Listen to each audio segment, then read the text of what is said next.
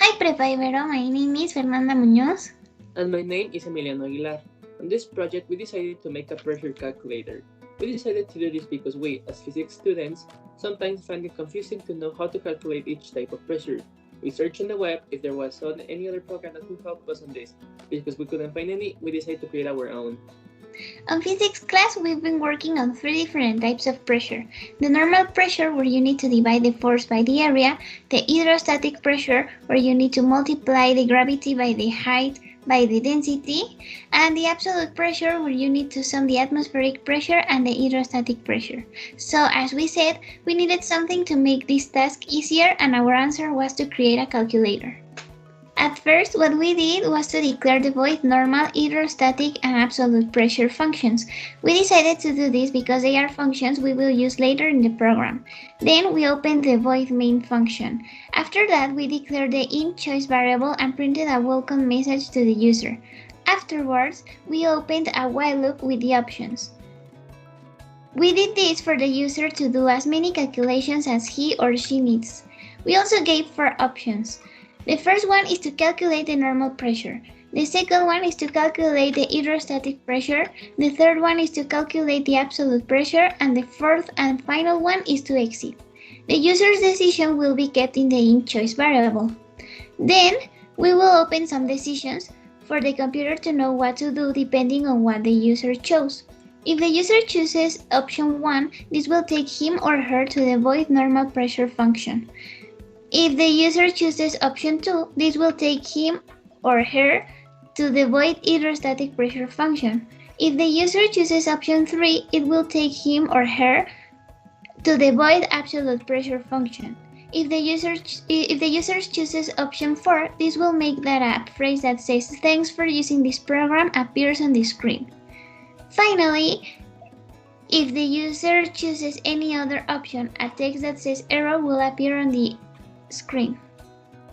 Additionally, if the user chooses option 4 or any other option, the program will stop because in our loop we decided to put as the condition that the user's choice needs to be less than 4 in order to continue with the program, and if that condition is false, the program will stop.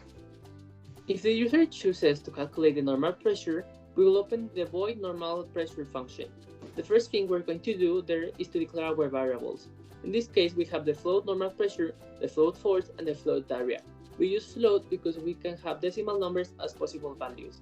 Then, we're printing a phrase to tell the user which option he or she chose and ask for the force in newtons and area in square meters.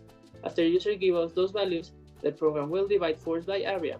Finally, it will print the normal pressure is and the result we got after the procedure in pascals. If the user chooses to calculate the hydrostatic pressure, the program will open the void hydrostatic pressure function. In here, we're going to declare 7 floats and 1 int. The floats are hydrostatic pressure, gravity, height, density, mass, volume, and mole. The int will be named choice density. Then, we will tell the user what he or she needs to calculate this type of pressure, and we will also say that they don't need to type the value of gravity because it is a constant. Then, we will ask the user to type the height value in meters, and then we will ask if he or she has the density value by giving 2 options. 1 is for yes and 2 is for no. The answer to this question will be saved in the int choice density variable. After that, we will open a decision.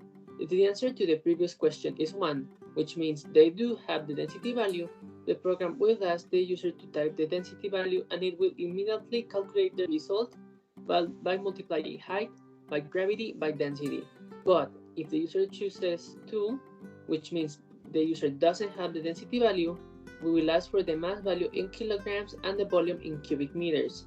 Then, with that information, the program will calculate the density by dividing mass by volume. After those steps, the program will print the density value is and the result we got in kilograms over cubic meters so that the user can know the density value. With that result, it will calculate the value of the hydrostatic pressure the same way as in option 1.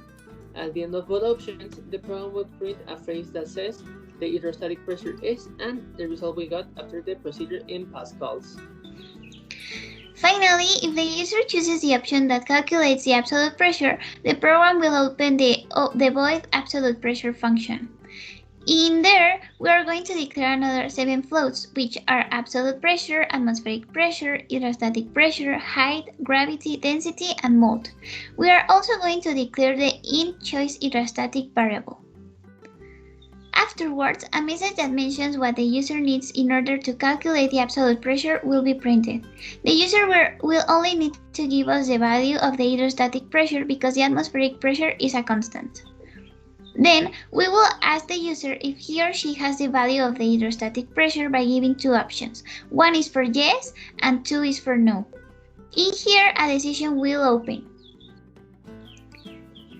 If the user says he or she does have the value of the hydrostatic pressure by typing 1, we will ask him or her to type its value. Then the program will add the value recently given to the constant value of the atmospheric pressure, and a text saying the absolute pressure is, with the result in pascals, will be printed. If the user chooses option 2, that means that he or she doesn't have the value of the hydrostatic pressure, the program will ask the user to give us the value of height in meters and the value of density in kilograms over cubic meters for us to calculate the hydrostatic pressure.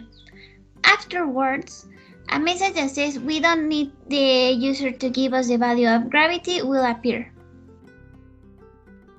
After this, the program will multiply the gravity by the height by the density to calculate the hydrostatic pressure, and to that result, the program will add the value of the atmospheric pressure in order to have the absolute pressure value.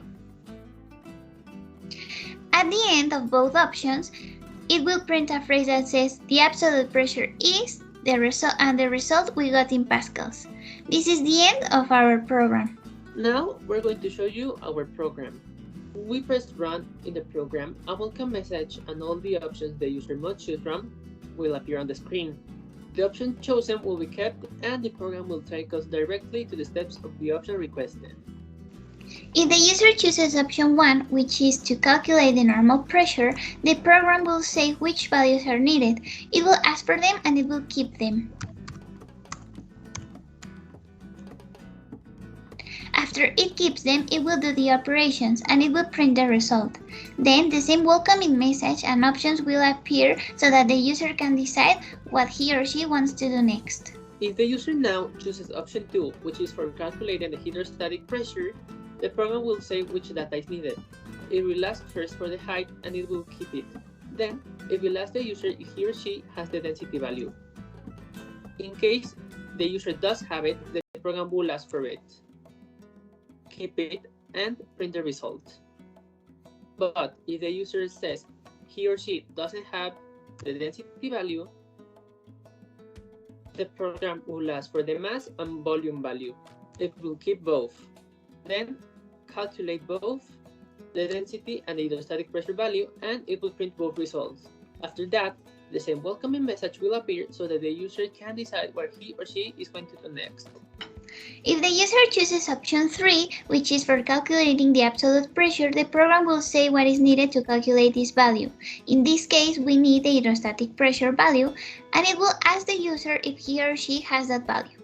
In case the user does have it, the program will ask for it, it will keep it, then it will calculate the absolute pressure, and finally it will print the result.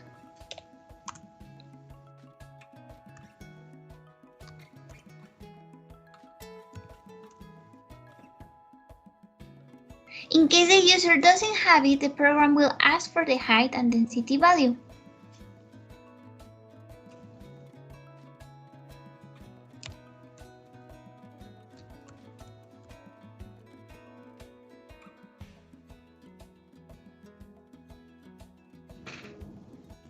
It will keep them, then it will calculate the hydrostatic pressure, and with the result, it will calculate the absolute pressure. At the end, the program will print the result of both operations.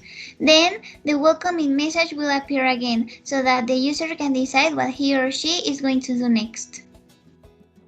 In case the user doesn't need to calculate another type of pressure, or he or she doesn't want to calculate anything since the beginning, he or she will choose option 4, which is the exit one.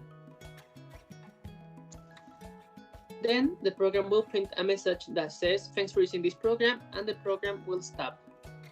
Finally, if the user chooses any other option that isn't mentioned,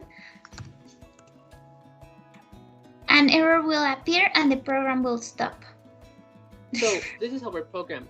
It will help every physics student that may need help for this topic. Bye!